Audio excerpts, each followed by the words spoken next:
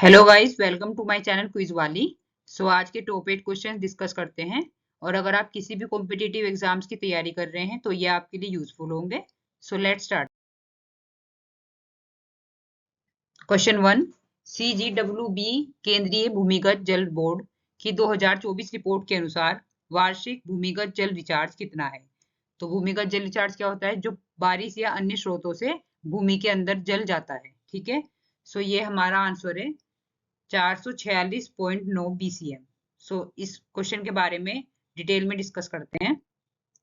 केंद्रीय भूमिगत जल बोर्ड की 2024 की रिपोर्ट से पता चलता है कि भारत में वार्षिक भूमिगत जल रिचार्ज 446.9 लगभग 445 BCM है, और जो 2017 के मुकाबले लगभग 15 BCM अधिक है, और जल निकासी लगभग 3 BCM कम हुई है। ठीक है, तो रिचार्ज ज्यादा हुआ है और जल निकासी लगभग 3 BCM कम हुई है।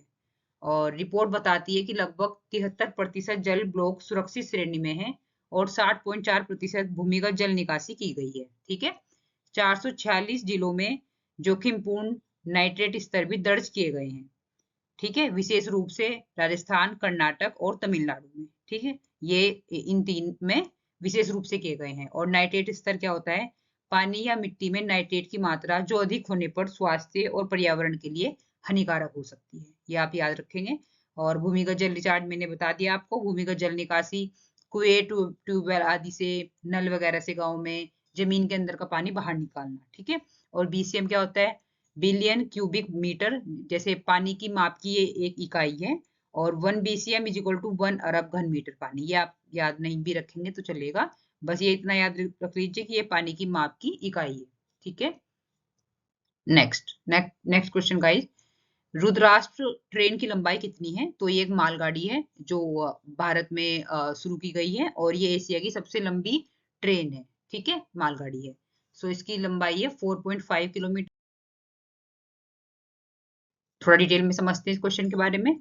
रुद्राष्ट्र नाम से एशिया की सबसे लंबी मालगाड़ी का ट्रायल रन सफलतापूर्वक किया गया है, और ये 4.5 किलोमीटर लंबी है, जिसमें 354 वैगन और 7 लोकोमोटिव शामिल हैं।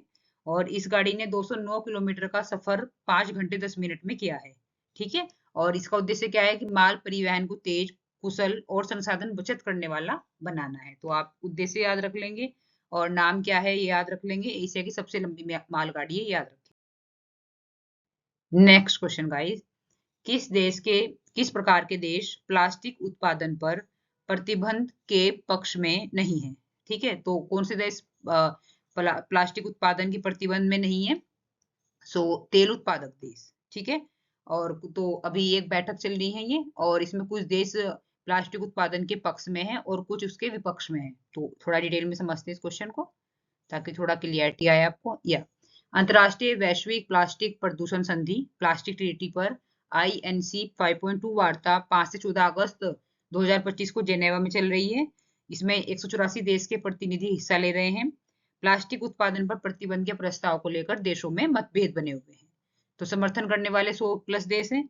तो ये समर्थन कर रहे हैं कि प्लास्टिक प्रदूषण, ये ज्यादातर डेवलप देश होंगे। ठीक है, यूरोप के, US वगैरह, तो प्लास्टिक प्रदूषण को गंभीर पर्यावरणीय संकट मानते हैं। इसका मानना है कि प्लास्टिक उत्पादन घटाना ही समुद्री जीवन, पारिस्थितिकी और मानव स्वास्थ्य को बचाने का सबसे असरदार तरीका है।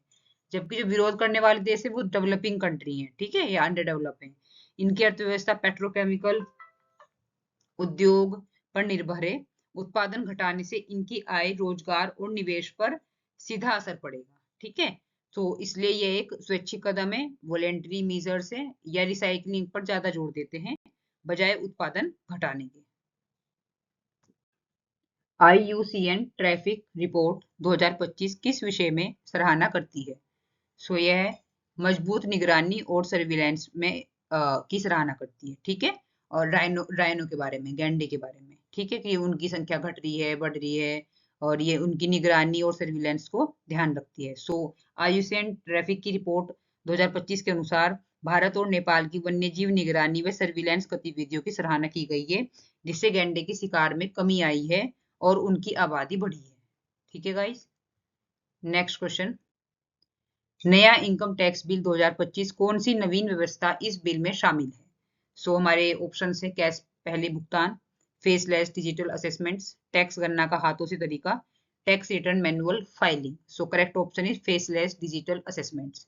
ठीक है, तो इसमें क्या है कि ये 11 अगस्त को 2025 को नई इनकम टैक्स बिल को लोकसभा में पारित किया गया है और इसका उद्देश्य 1961 के कानून को बदलकर टैक्स सिस्टम को सरल, डिजिटल और पारदर्शी बनाना है। ठीक है, ये अभी तक डिजिटल नहीं था, अभी पूरी तरीके से डिजिटल बनाना है और इसमें 12 लाख सालाना की मूल छूट कायम रखी गई है। ठीक है, और सेक्शंस की संख्या 819 से घटाकर 536 कर दी गई है, सेक्शंस को हटा दिया गया है और फेसलेस असेसमेंट की व्यवस्था शामिल है।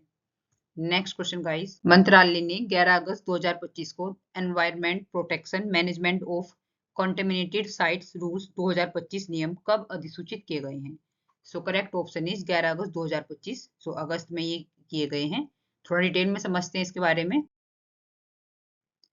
तो इसमें क्या है कि मंत्रालय ने 11 अगस्त 2025 को environment protection management of contaminated sites rules 2025 अधिसूचित किए हैं, जो रासायनिक रूप से दूषित स्थानों की पहचान, आकलन, सफाई के लिए एक कानूनी ढांचा पर स्थापित करते हैं। ठीक है, जो केमिकल्स रूप से वो दूषित हो गए हैं उन क्षेत्रों की सफाई वगैरह पहचान करना, आकलन करना, ताकि उनसे कोई हानिकारक चीजें उत्सर्जित ना हो और वो किसी को स्वास्थ्य के लिए परेशानी ना करें। ठीक है, सो इनमें प्रत्येक जिले में संदिग्ध साइट्स की रिपोर्टिंग राज्य प्रदूषण बोर्ड द्वारा प्रारंभिक आकलन जो किया जाता है, ये 3 महीनों में किया जाता है और विस्तार सर्वे 3 महीनों में भी ये भी किया जाता है की व्यवस्था है।